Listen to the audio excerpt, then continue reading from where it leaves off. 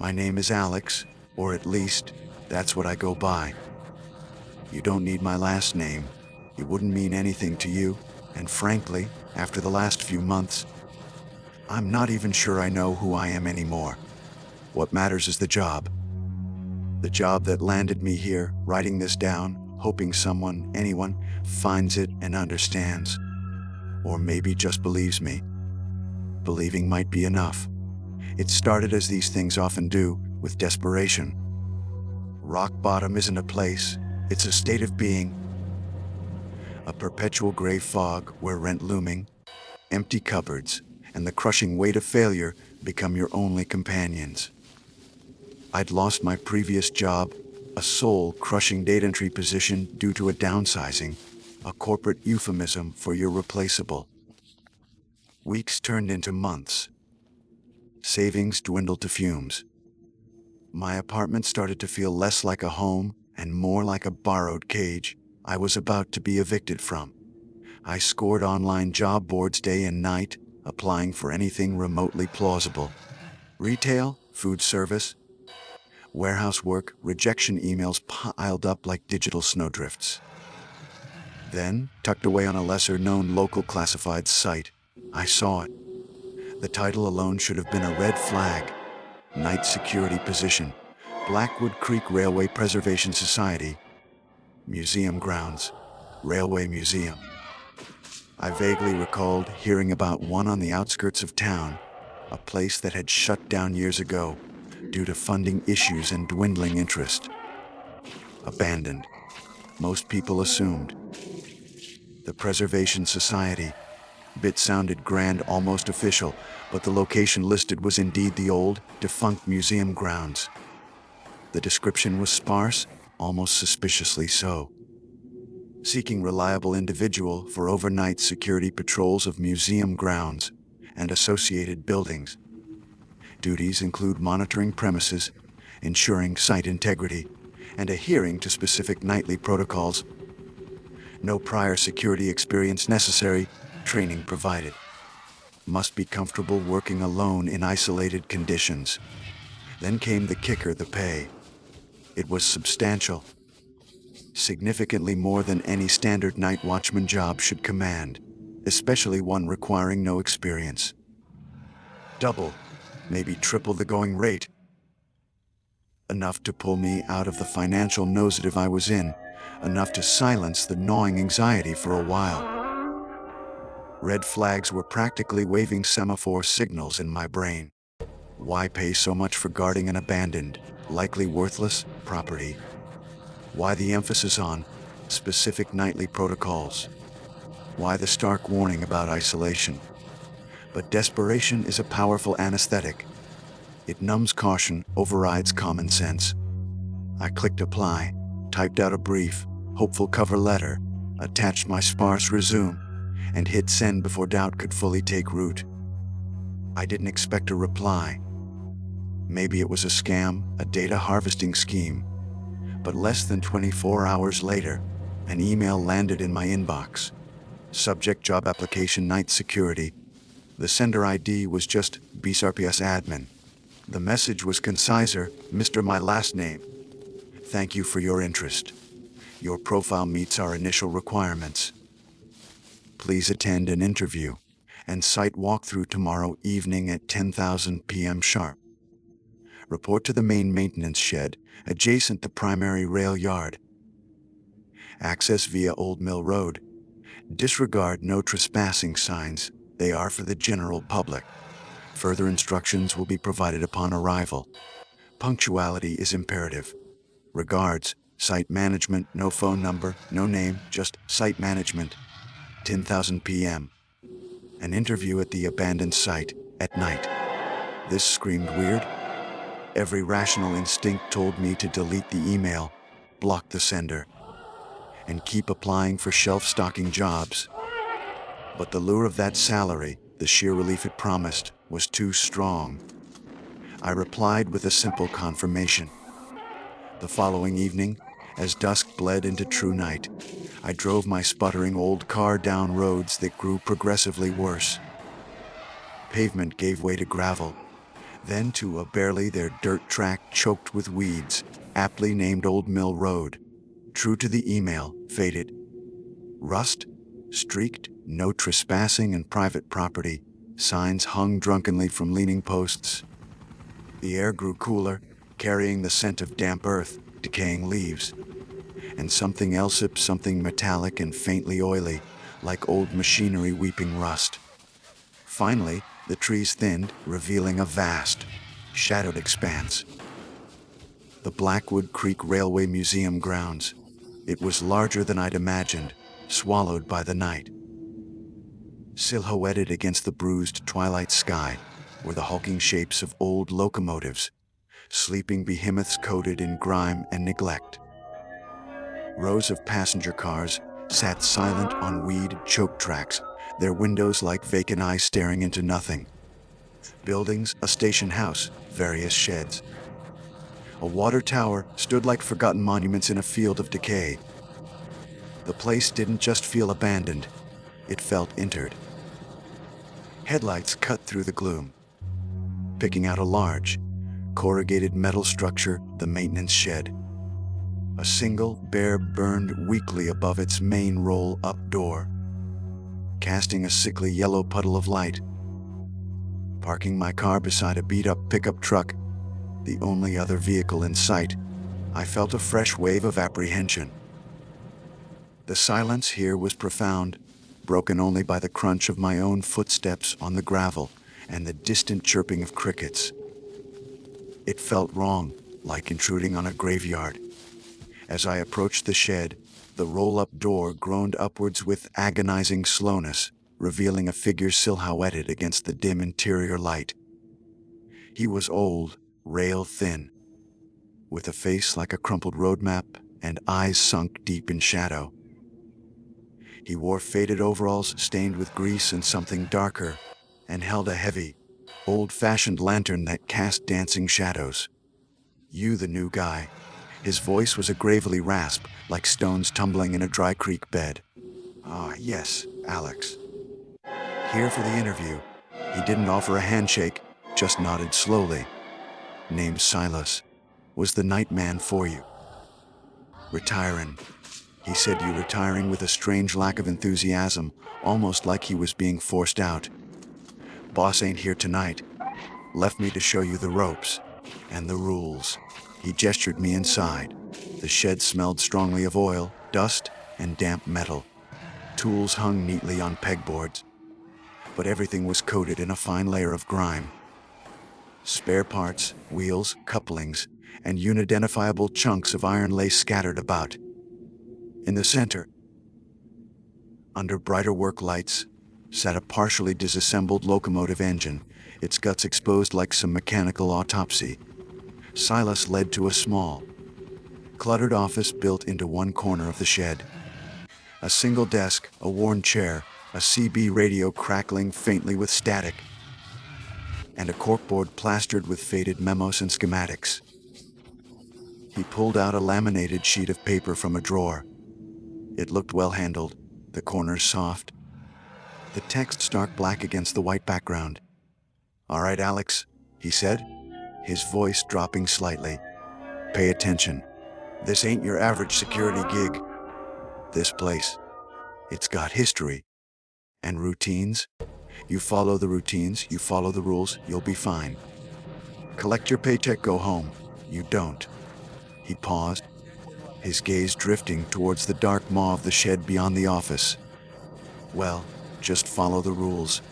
He slid the paper across the desk. At the top, in bold, block letters, Nicholai operating protocols in mandatory regulatons BCRPS redium, lernium, livium, Silas rasped. "Cutting corners. No thinking you know better. Every rule is there for a reason. A damn good reason." I picked up the sheet. The formality seemed absurd given the setting, but Silas's graveyard seriousness was unnerving. I started to read.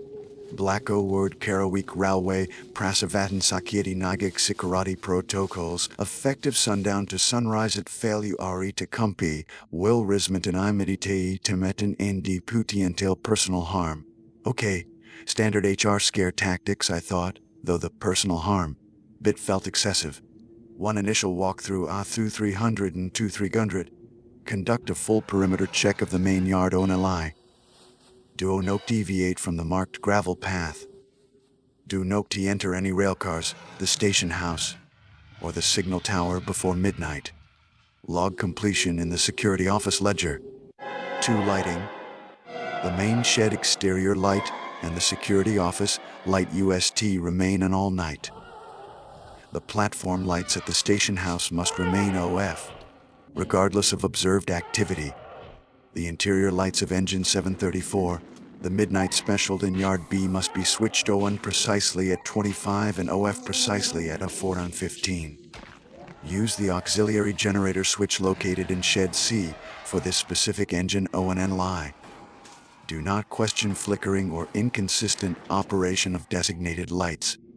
Report only complete failures.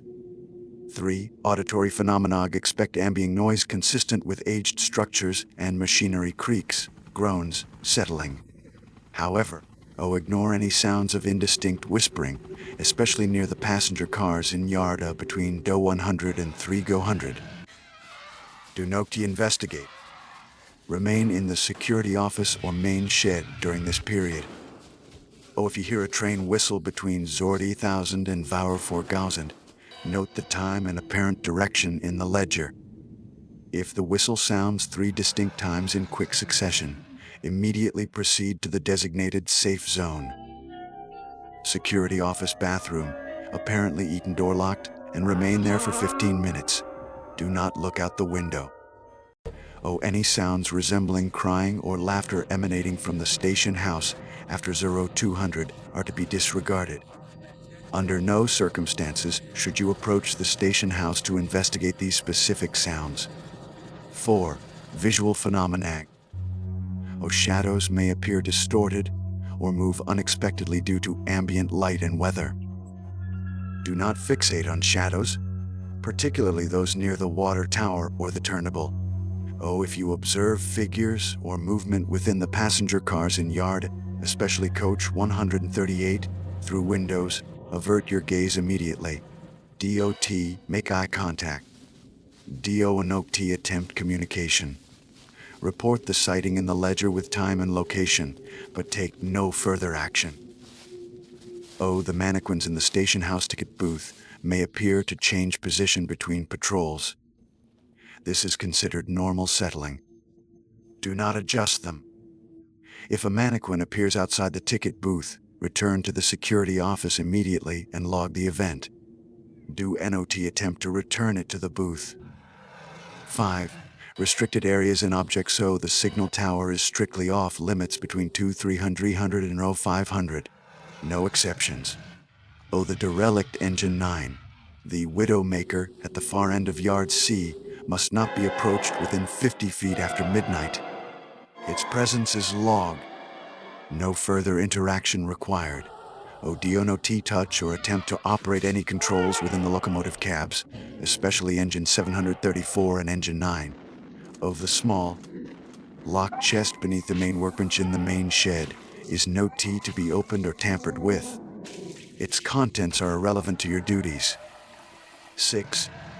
Midnight procedure. Zergazen Sharpko wing the grandfather clock located inside the station house entrance hall. Use the provided key, tag GC key. Wind it fully N8 turns. DONOT overwind. Leave the station house immediately after. This task is time critical. 7. The conductor. You may occasionally see a figure dressed in an old-fashioned conductor's uniform, typically near the station house platform, or walking the tracks in Yard B. He may carry a lantern. He is part of the sight phenomena. Do not approach him. Do not speak to him unless spoken to first. If he asks for the time, provide it accurately. If he asks for anything else, no ticket, directions, help, politely state you are off duty and walk away briskly towards the security office. Do not run. Do not turn your back until you are a significant distance away or inside a building. Log any interaction. 8. Sunrise protocol. Observed sunrise. conduct a final walkthrough of the main yard path, lock the main shed and security office, exit the grounds via Old Mill Road. Do not linger. I looked up from the sheet, my mouth dry. This wasn't just weird, it was insane. Mannequins moving, whispering sounds, a ghostly conductor, safe zones. It read like the setup for a low-budget horror movie or an elaborate prank for the new guy.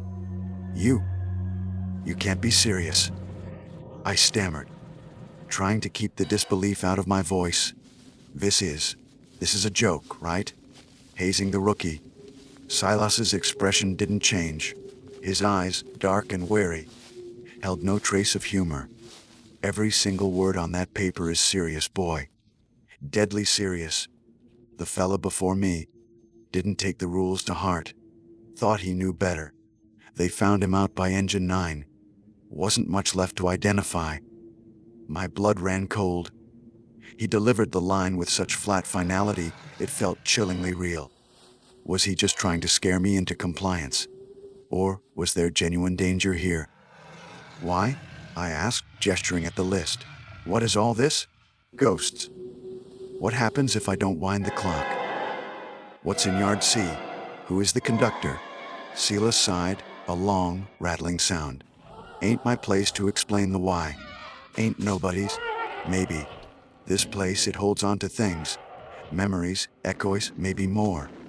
Bad things happened here. Accidents, deaths. People got tied to this place, to these engines. The rules. They're like negotiations, boundaries, ways to coexist with whatever lingers here. You don't need to understand it. You just need to do it, exactly as it says. He tapped the rule about engine 704's lights. This one's important tonight. Make sure you get to Shed C for that generator switch before 11:45.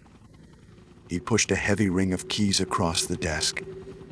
These get you into the office, Shed C, station house for the clock. The rest stay locked, don't go exploring. He stood up, stretching his thin frame. My truck's out front, I'm gone.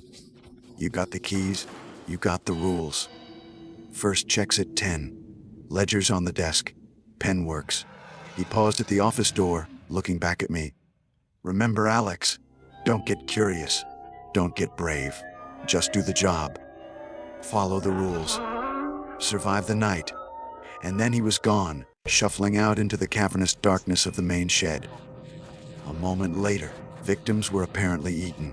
I heard the pickup truck's engine cuff to life, rumble across the gravel, and fade into the distance, leaving me utterly alone in the oppressive silence of the Blackwood Creek Railway Museum.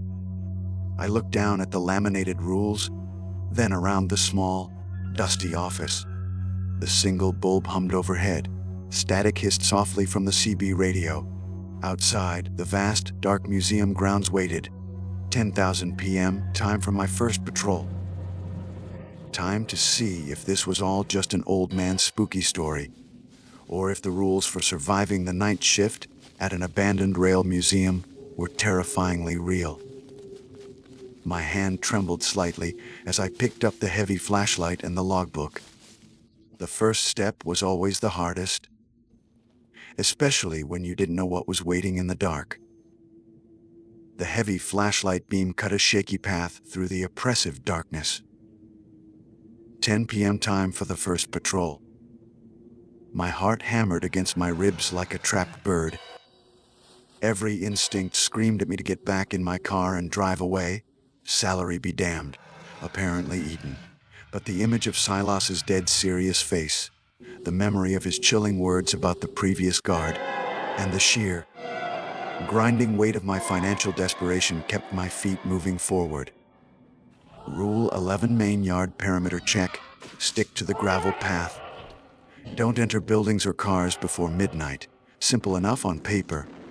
In reality, stepping out of the relative security of the main shed office felt like plunging into an ocean of shadows. The main yard was vast, a ghostly landscape of rusting tracks converging and diverging like skeletal fingers. Hulking locomotives and silent passenger cars stood sentinel.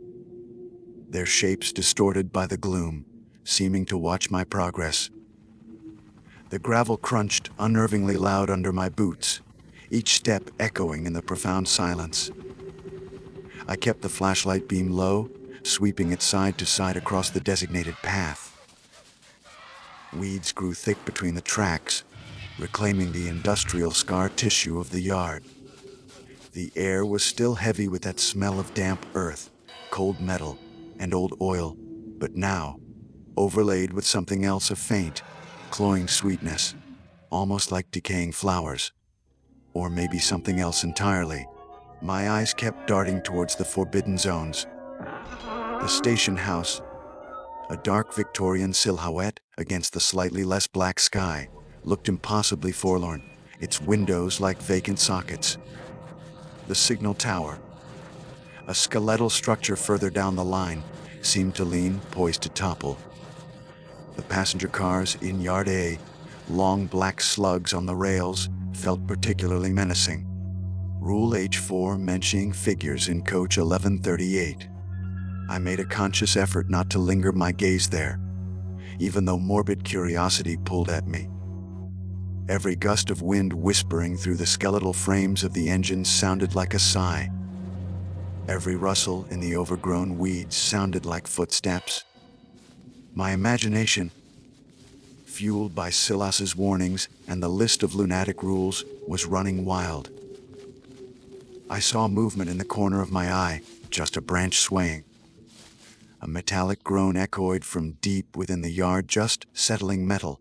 I told myself, ignoring the prickle of fear on my neck. Stick to the path. Don't deviate. Don't investigate. The rules became a mantra, a shield against the overwhelming urge to either run or shine my light into every dark corner. The walk felt interminable. I passed the looming water tower, its shadow stretching long and distorted. Rule afforded do not fixate on shadows. I skirted the edge of Yard B, where engine 734, the midnight special, sat waiting for its scheduled illumination. It looked inert, just another piece of decaying machinery in the gloom.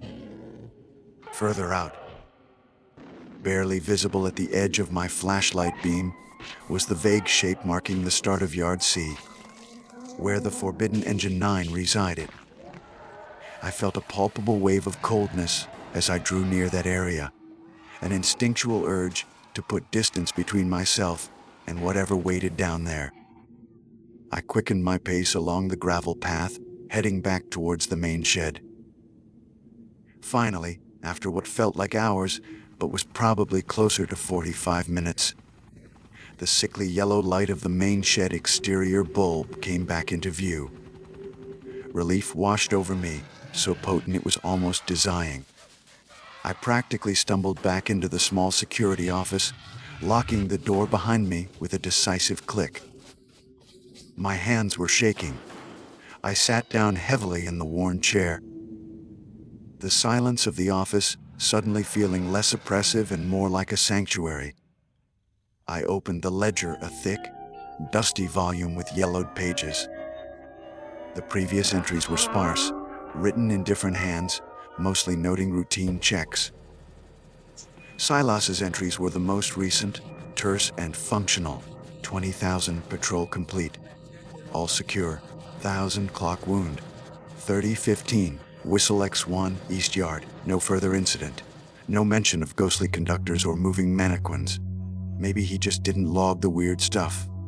Or maybe I picked up the pen, its cheap plastic cool against my sweaty palm. 2000 RA, my last initial on duty. 2055 OA. My last initial yard patrol complete per Rule 8-1. Path followed. No entry to restricted areas. Ambient noise noted. All seems quiet. I hesitated before writing a quiet. It wasn't precisely true. The place felt loud, buzzing with unseen energy and the echoes of Silas's warnings. But technically, nothing concrete had happened.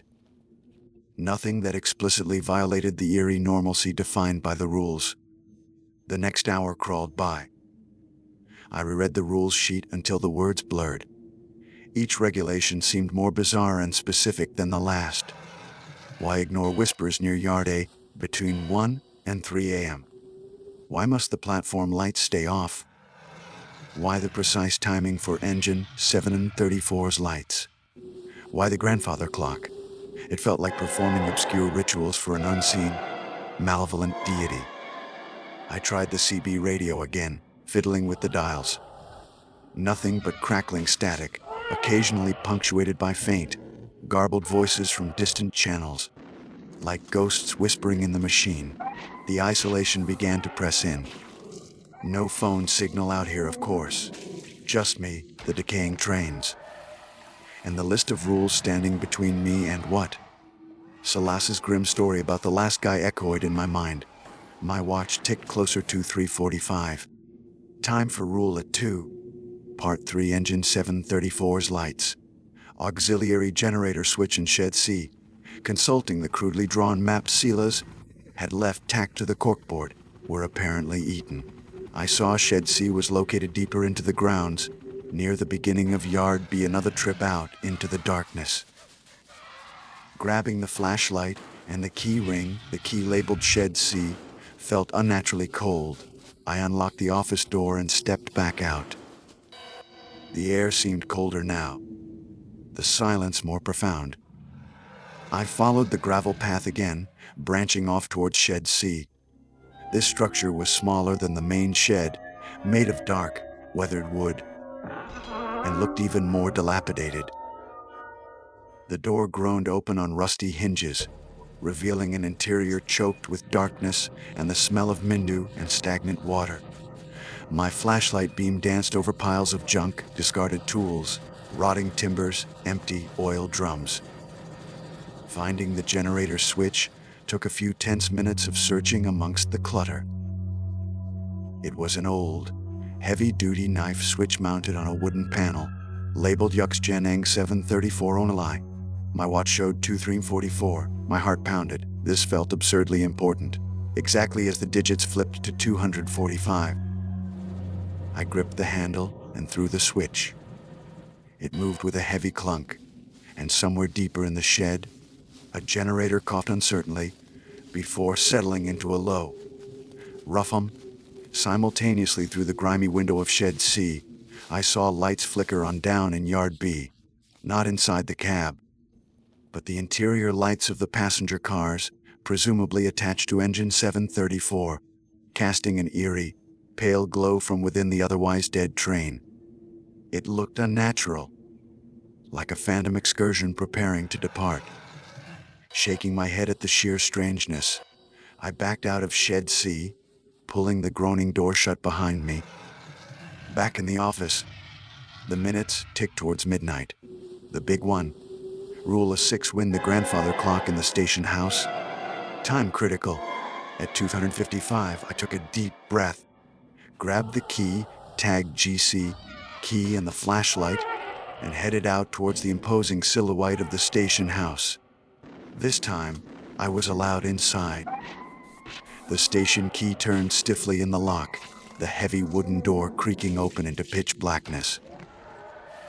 The air inside was freezing cold and utterly still, thick with the dust of decades. My flashlight beam revealed a cavernous waiting room. Peeling paint hung like grotesque streamers from the high ceiling. Faded travel posters clung to the walls, advertising destinations in eras long gone. Wooden benches sat empty, coated in dust, waiting for passengers who would never arrive. And there, in the ticket booth behind a dusty glass window, were the mannequins mentioned in Rule A4. 2 of them, one male, one female, dressed in old-fashioned railway uniforms. They were unnervingly lifelike in the gloom, their painted eyes seeming to follow my light. I remembered the ruling, may appear to change position. Considered normal settling, I shone the light directly at them. They were perfectly still, frozen mid-gesture. Yet, I couldn't shake the feeling that they had been looking towards the door when I entered. Just paranoia, I told myself firmly, turning away. Dominating the far end of the entrance hall stood the grandfather clock. It was a magnificent, dark wood monstrosity, tall and ornate, though coated in the same layer of dust as everything else. Its pendulum was still, its face frozen at some forgotten time. My watch showed 23:59. Taking the small, ornate GC key, I opened the clock face panel. The mechanism inside looked intricate and old. Rule 6, wind it fully 8 turns. Do not overwind. Leave immediately after. My hands felt clumsy as I inserted the key and began to turn. The winding mechanism clicked loudly in the dead silence of the station. 1, 2, 3. The clicks echoed in the vast space. 4, 5, 6. I felt an irrational pressure building, a sense of being watched not just by the mannequins, but by the station itself. 7. Stop. I carefully withdrew the key. As I did, a low, resonant tick echoed from the clock's mechanism, followed by a slow, deliberate tock. The pendulum began a lazy swing. The clock was alive, and precisely as the second hand swept past the 12, the clock began to chime, deep, sonorous bongs counting out the midnight hour. 1 eep twop 3. The sound filled the station, vibrating through the floorboards. 4 5 6. Leave immediately after. The rule screamed in my head. 7 8 9. As the 10th chime began, I heard something else. A faint scraping sound, seemingly coming from the floor above.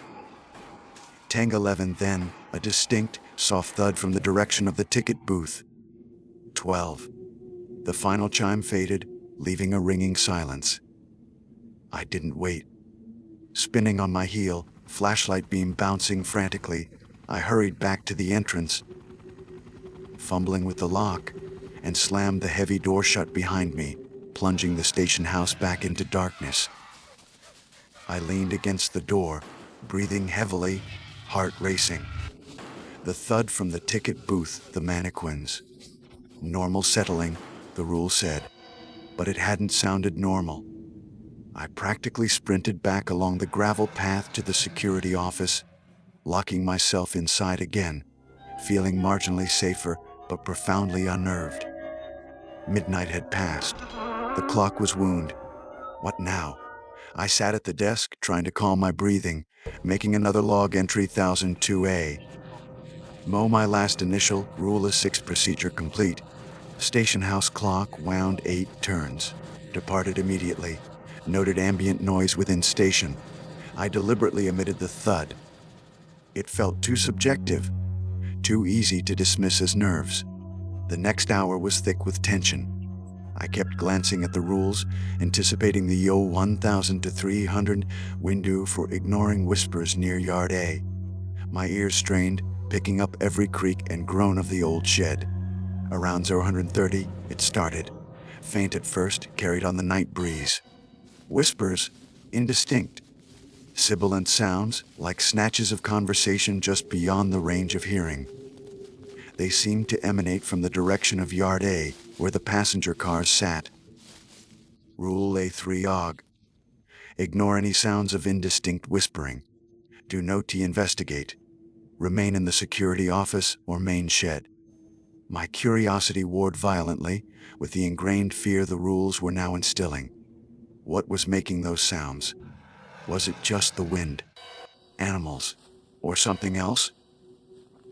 The whispers seemed to ebb and flow, sometimes sounding like multiple voices, sometimes like a single insistent murmur. It was deeply unsettling, playing on the edge of perception. I forced myself to stay seated, focusing on the dusty desk, the crackling radio, anything but the sounds drifting in from the darkness. My knuckles were white where I gripped the edge of the desk. Then, abruptly, around 02:10, a new sound cut through the night, sharp and clear. A train whistle. Not a modern horn, but an old-fashioned steam whistle blast, long and mournful. It sounded distant, maybe from the east end of the yards. Rule A3 Benet. Note the time and apparent direction. I scribbled it down 02:10, whistle X1, East Yard. Silence fell again, heavier than before. I waited, tense, listening.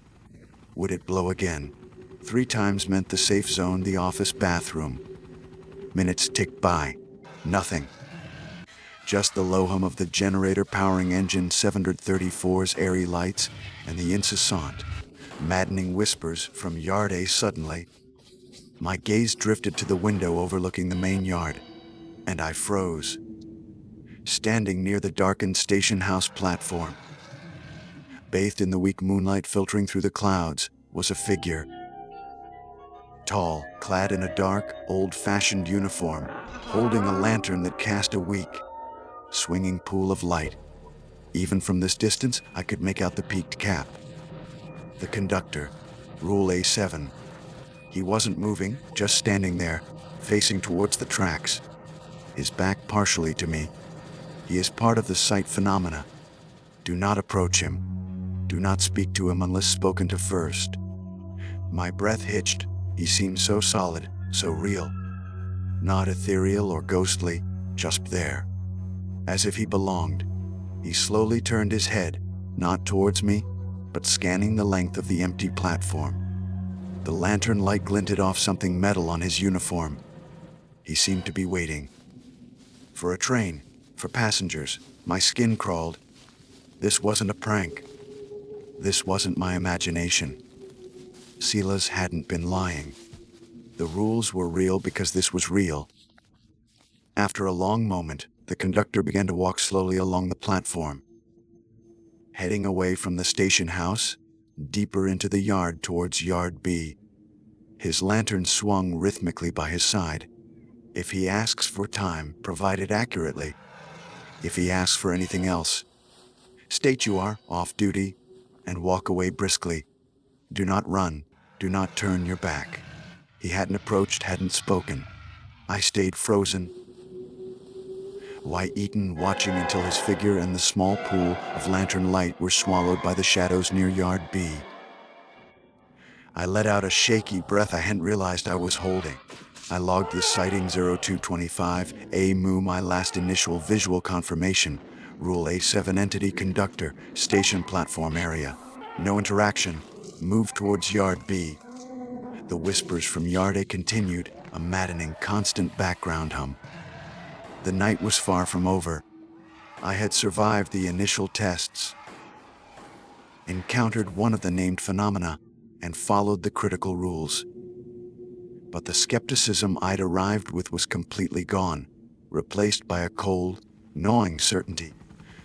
This place wasn't just abandoned, it was occupied, and the rules weren't suggestions.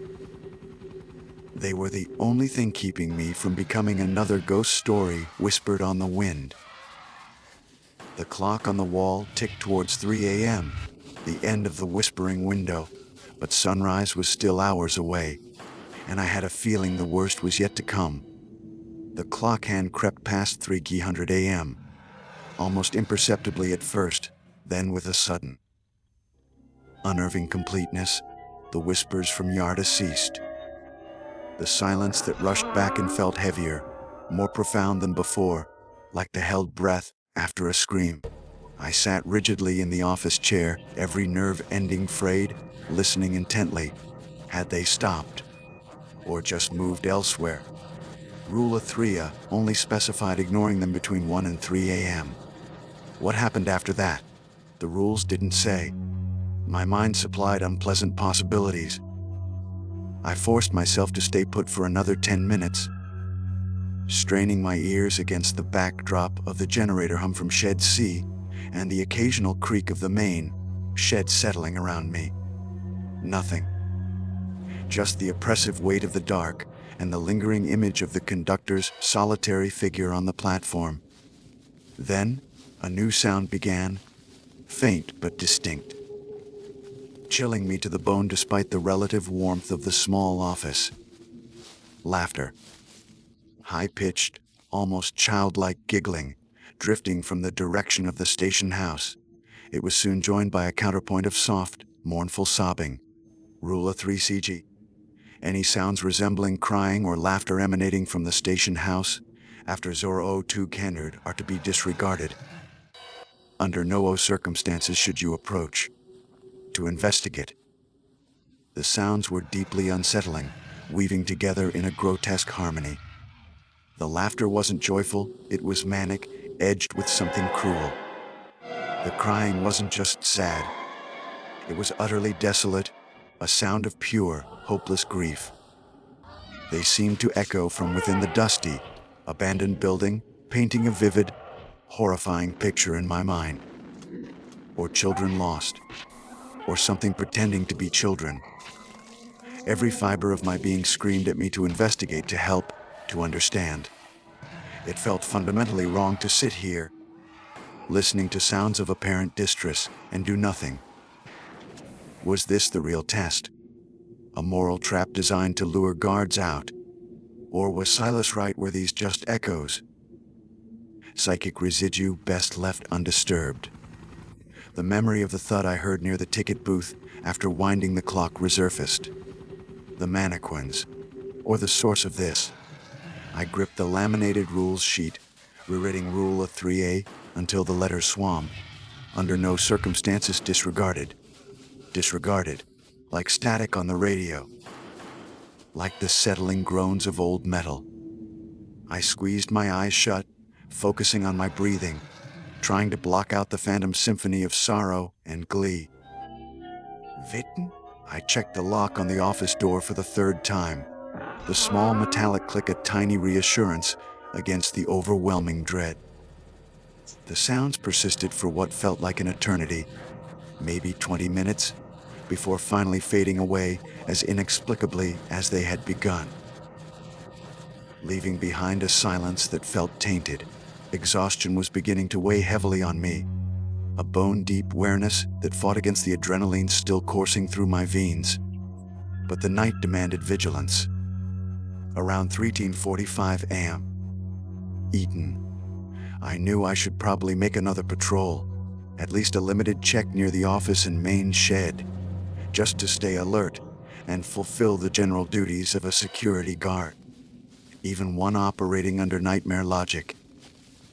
Steeling myself, I unlocked the door and stepped out, flashlight beam cutting through the darkness. I stayed close to the main shed, my eyes constantly scanning the shadows, my ears straining. I deliberately avoided looking directly at the station house, though I was acutely aware of its dark bulk. My patrol took me near the edge of the light spilling from the shed. I glanced towards the main yard path, tracing it with my beam.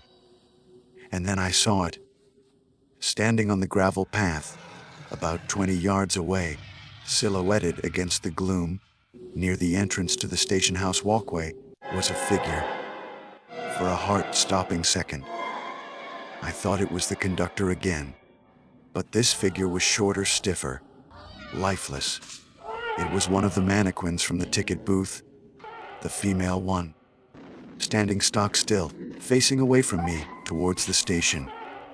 Rule of Furug: if a mannequin appears outside the ticket booth, return to the security office immediately and log the event.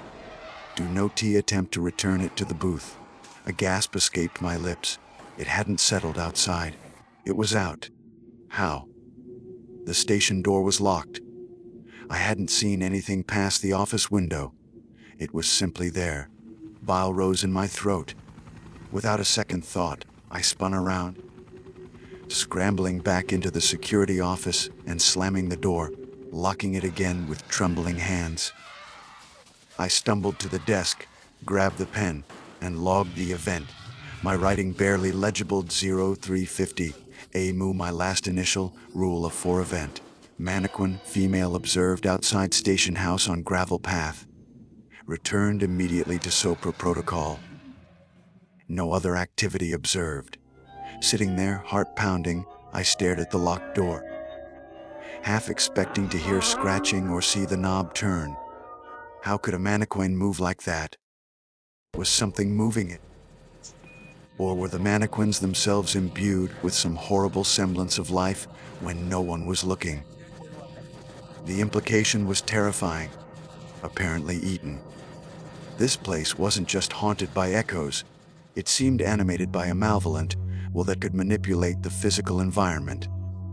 The remaining hour until the 01415 light off felt like the longest of my life.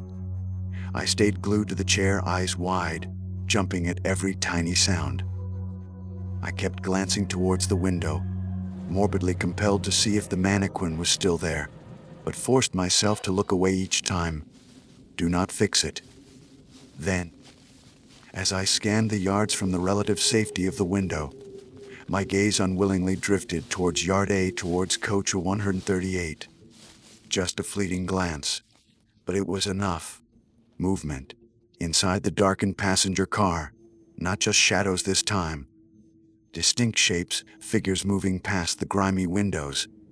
Silhouettes against the faint ambient light filtering from somewhere. Were Engine 734's lights illuminating them slightly, even from Yard B? Or was there some internal luminescence? I couldn't tell. I saw enough to register multiple forms, seemingly crowded within the car, their movements jerky, unnatural.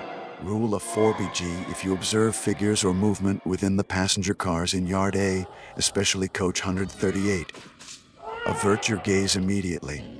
Do not make eye contact. I wrenched my eyes away, my breath catching in my throat. A cold sweat broke out across my forehead. What were they? Passengers who never disembarked. Victims of some long-forgotten tragedy tied to that specific coach. The rule implied they could be seen, could potentially see me. The prohibition against eye contact suddenly felt terrifyingly personal, suggesting awareness, perhaps even intent, on their part. What would happen if I did make eye contact? The rules offered no explanation, only the stark command. Lero 4G, 10 a.m. Time to head back to She and kill the lights for Engine 734.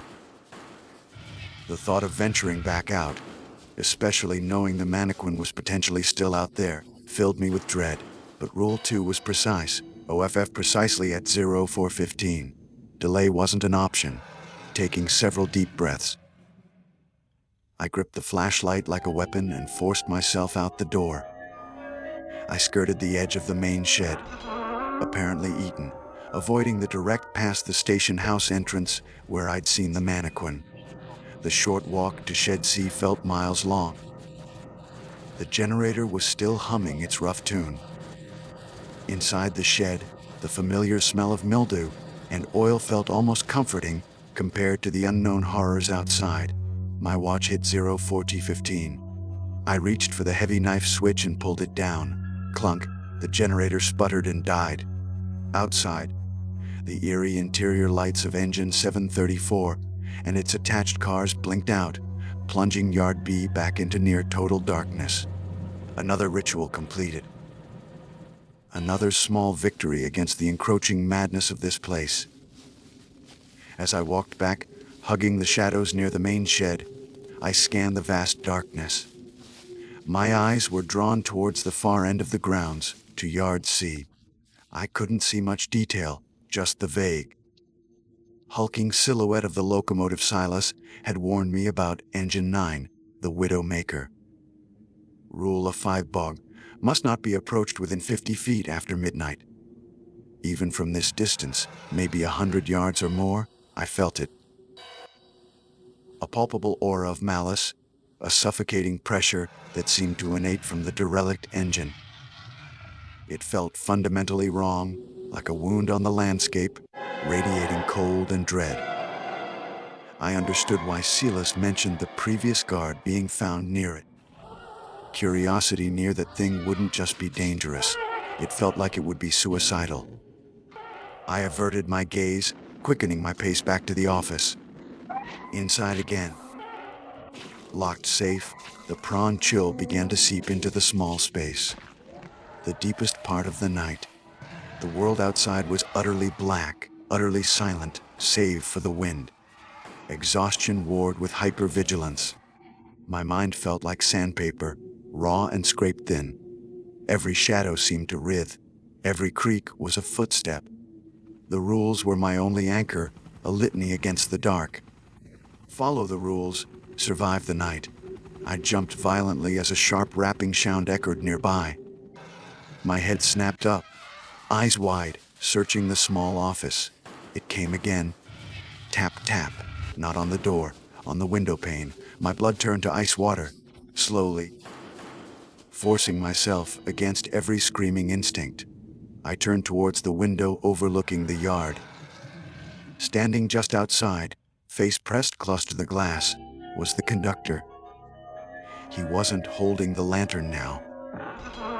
His face, previously obscured by distance and shadow, was now horribly clear in the weak light spilling from the office. His skin was pale and waxy, stretched tight over sharp cheekbones. His eyes were dark, empty sockets, yet somehow I felt a piercing gaze lock onto mine. His old uniform was immaculate, but seemed to absorb the light. He wasn't breathing. No condensation fogged the glass in the cold air. He raised a bony hand and tapped the glass again, his knuckles making a sharp, dry sound. Do not speak to him unless spoken to first. My mind raced, desperately trying to recall the exact wording of Rule A7. What if he didn't speak? What was I supposed to do? He tilted his head slightly, a motion that seemed unnaturally stiff. His lips, thin and bloodless, pulled back in something that might have been a smile, but looked more like a rictus. He mouthed a single word, soundless through the glass. I couldn't make it out. Then he spoke. His voice was a dry rustle, like dead leaves skittering across pavement. Yet it seemed to bore directly into my skull. "Ticket," he rasped, the sound barely audible yet deafening in the silence. "Ticket, please. Rule 87. If he asks for anything else other than the time ticket directions, help, politely state you are off duty, and walk away briskly towards the security office." I was already in the office. Walk away where? The bathroom. My voice was a strangled whisper. I'm off duty. The words felt like sawdust in my mouth. The conductor's empty sockets seemed to narrow. The death's head smile widened. He didn't move away. He just stared. His presence an overwhelming weight against the thin barrier of the window pane. He raised his hand again, slowly tracing a line down the glass, leaving no moisture. No smudge, just the chilling sensation of his touch mere inches away. Then, as quickly as he appeared, he withdrew into the darkness. He didn't walk away. He seemed to simply dissolve back into the shadows, vanishing completely. I was left shaking uncontrollably, staring at the empty space where he had been. The encounter felt infinitely more terrifying than seeing him from a distance. The proximity, the voice, the eyes. It was a direct violation of my perceived safe space. I looked at my watch. 4:50 a.m. The first faint hints of gray were beginning to dilute the absolute blackness on the eastern horizon. Dawn was coming. The final protocol. The sunrise walkthrough was approaching. I had survived the core hours, the tests, the direct encounters. But the night felt like it had seeped into my bones. Leaving the grounds at sunrise didn't feel like an escape anymore. It felt like a temporary parole. Could a place like this ever truly let you go? The question hung heavy in the cold, pre-dawn air. The gray light crept across the sky like a stain, slowly diluting the oppressive blackness that had held sway for endless hours. Dawn wasn't arriving with a triumphant burst of color, but with a slow, grudging reluctance, as if the sun itself was hesitant to shine upon the secrets held within the Blackwood Creek Railway Museum grounds. The rising light didn't bring relief, not really. Instead, it stripped away the concealing darkness, revealing the stark reality of the decay in pitiless detail. Rust seemed redder, decay deeper, victims were apparently eaten, the silence somehow more vacant now that the darkest hours had passed. Victims were apparently eaten.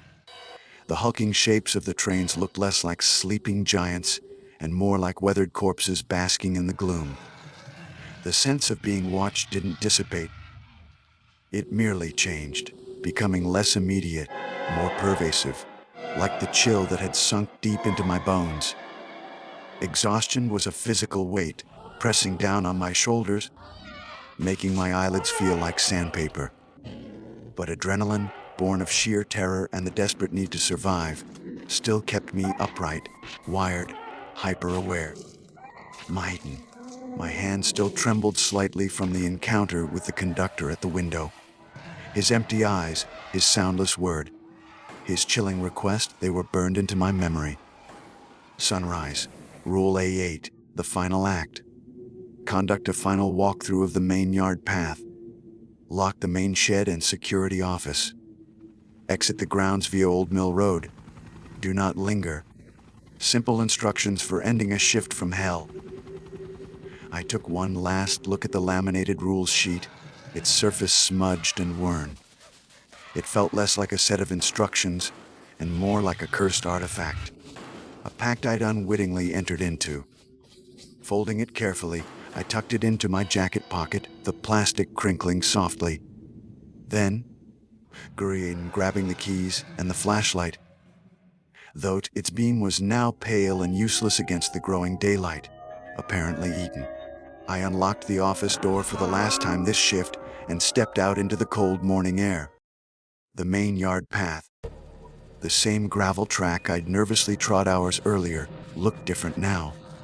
Less menacing, perhaps, but infinitely sadder. The weeds, the rust, the peeling paint on the silent cars, it all spoke of abandonment, of time grinding everything down. I scanned the area as I walked, sticking rigidly to the path. The spot near the station house walkway where the female mannequin had stood was empty. No sign of it. Had it returned to the ticket booth on its own? Or had something moved it back? I didn't dare approach the station house to check. The rule said not to return it. It didn't say anything about checking if it had returned itself. Some ambiguities were best left unexplored. I kept my gaze averted from Yard A and Coach 138.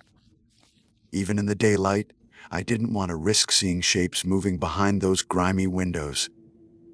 I glanced towards Yard C, Engine 9.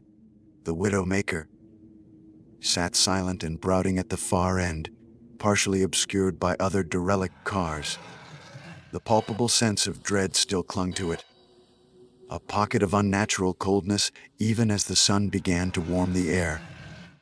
I noted faint tracks in the dew, soaked ground near the path, not footprints, more like heavy scrapes or drag marks leading towards the darker parts of the yard, but I didn't investigate. Do not linger. The walkthrough felt surreal. The night's horrors seemed both intensely real and dreamlike in the morning light. Had I really hidden in the bathroom from phantom whistles? Had I really spoken to a ghostly conductor? Had I really seen figures in that train car? The evidence, the logbook entries, the bone-deep fear still thrumming beneath my exhaustion, insisted it was all real. Returning to the main shed, I performed the final task, locking up. The key turning in the heavy lock of the security office door sounded unnaturally loud. Then, the main roll-up door of the shed itself, securing the tools, the half-disassembled engine, and whatever secrets it held within its dusty confines. Each click of the lock felt like sealing a tomb. I walked quickly to my sputtering old car, the only vehicle present besides Silas's presumably long-gone pickup. The engine turned over reluctantly, coughing to life with a noise that felt disrespectful in the heavy silence. As I put the car in reverse, I couldn't resist one last look in the rearview mirror. The museum grounds sprawled behind me, silent, decaying, bathed in the pale morning sun. Nothing moved. It looked, for all intents and purposes, completely abandoned.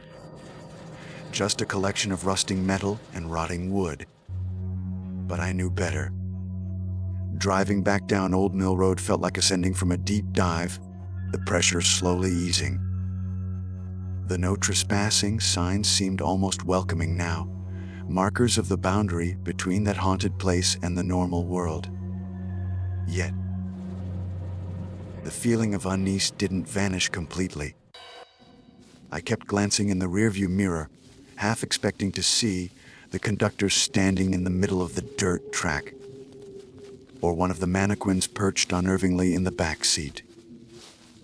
The car radio, which usually only picked up static out here, suddenly crackled to life, emitting a blast of distorted, old-fashioned Calliope music for a few seconds before falling silent again. My heart leaped into my throat. Coincidence? Or a parting shot from the museum's resident strangeness? By the time I reached the paved roads leading back into town, the sun was fully up, shining on ordinary houses, people starting their day, traffic flowing. The contrast was jarring, almost painful. It felt like returning from another dimension. The gray fog of my own troubles, rent, bills, unemployment, seemed trivial compared to the existential dread I'd experienced just hours before. Back in my cramped, depressing apartment, I locked the door, drew the curtains against the cheerful sunlight, and collapsed onto my worn couch. My body screamed for sleep, but my mind wouldn't shut down. Every creak of the building sounded like footsteps. Every shadow seemed to twist into unnatural shapes. I kept hearing faint whispers, just at the edge of my hearing. The mournful echo of a steam whistle in the distant city sounds. I showered, hoping the hot water would wash away the grime and the lingering chill of the museum. But the feeling of being watched persisted. I checked my bank account online, almost dreading what I'd find. To my astonishment, the payment was there, transferred electronically overnight, exactly the substantial amount promised. Sent by BCRPS admin. The money was real, enough to cover rent, buy groceries, breathe for another month. And therein lay the terrible dilemma. The job was real, the pay was real. But the danger, the sheer, sanity-shredding horror, was also undeniably real. Silas hadn't been exaggerating. The rules weren't a prank. They were a survival manual for navigating a place where the laws of reality seemed thin and porous. Could I go back? Could I face another night of phantom sounds? Moving mannequins, ghostly figures, and the constant, crushing weight of fear just for a paycheck. But could I afford not to? Rock bottom still beckoned. Eviction notices didn't care about haunted train museums. Hunger didn't vanish because you'd face down a spectral conductor. The money was a lifeline, thrown from the most unexpected, terrifying corner imaginable. I pulled the laminated rules sheet from my jacket pocket. Smoothing out on the coffee table, I stared at the black block letters. Failure to accompli will rislantin imedi terminidot nad pak contiel par arsenal harm. Personal harm, like the guard found near Engine 9. The rules weren't just about keeping the phenomena calm. They were about keeping the guard alive. They were the boundary, the negotiation Silas mentioned. Days have passed since that first night.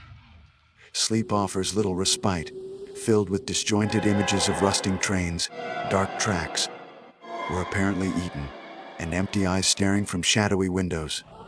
During the day, the city sounds times morph, just for a second, into a train whistle or indistinct whispers. I find myself checking shadows, avoiding eye contact with mannequins in shop windows, feeling a prickle of unease near old buildings. Has a piece of the museum followed me home, or has the experience simply rewired my brain, leaving me permanently attuned to the unsettling possibilities lurking beneath the surface of the mundane world? My next shift is tonight. I'm writing this down now, frantically needing to get it out, needing someone to know what happens at the Blackwood Creek Railway Museum after dark. Maybe it's a confession. Maybe it's a warning. Maybe it's just a way to convince myself I wasn't hallucinating, that the terror was real. The money sits in my account, a tangible reward for the intangible horrors I endured. It represents survival, a way out of the crushing desperation that led me to that job listing in the first place. But as dusk begins to settle outside my window, casting long shadows across my room, I feel the pull. The morbid curiosity hasn't entirely vanished. The need for that paycheck is stronger than ever. I look at the rules sheet again. Rule 11, initial walkthrough 200-2300. Rule A2, lighting. Rule A3, auditory phenomena. They seem less like guidelines now, and more like the verses of a dark prayer I must recite to make it through another night. Will I go back? Can I possibly refuse? As I trace the lines of the rules with a trembling finger, a cold certainty settles in my gut. The question isn't if I'll go back. The question is, how many nights can I survive before I break a rule? Before I linger too long, look too closely, or fail to perform one of the necessary rituals? Before I become just another echo, another whisper on the wind, another story told by the next desperate soul hired to watch over the abandoned railway museum where the dead things ride. I check my watch. It's time to get ready, time to go to work.